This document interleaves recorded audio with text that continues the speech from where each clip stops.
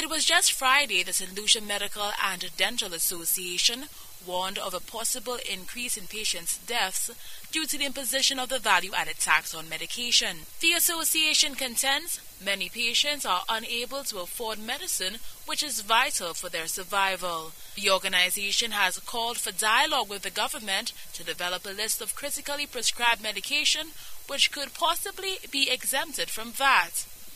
Official spokesperson for the association, Dr. Leonard Suraj, says if these concerns are not addressed, they could have dire consequences.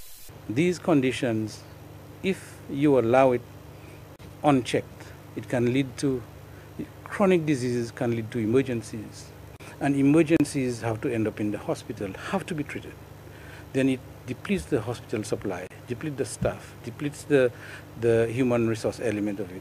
And then the patient would end up either with a stroke, with uncontrolled diabetes, with thyroid function that's way out of control, and so forth. So in other words, when you convert a stable condition to an emergency, you may have more problem and spend more money than you originally would have.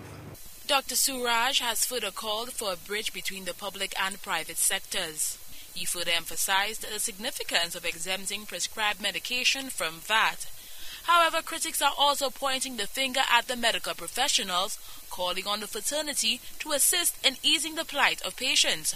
The National Consumers Association and many patients have expressed concern about what they say are the exorbitant costs of a doctor's visit, calling for more symmetry for medical charges. However, the association contends it would be difficult to regulate a fixed charge for patients. The medical association have not developed a policy as to how much to charge, because every business person would charge based on their own circumstances.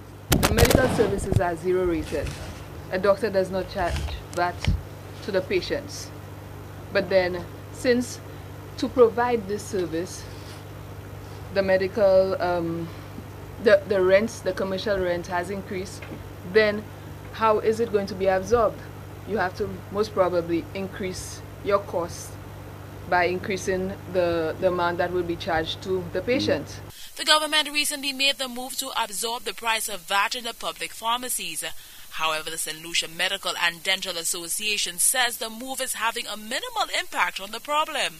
Calls to remove the value-added tax on medicines have been supported by independent senator and former chief medical officer Dr. Stephen King and former health minister Dr. Keith Mondesi. Sarah Peter, HTS News Force.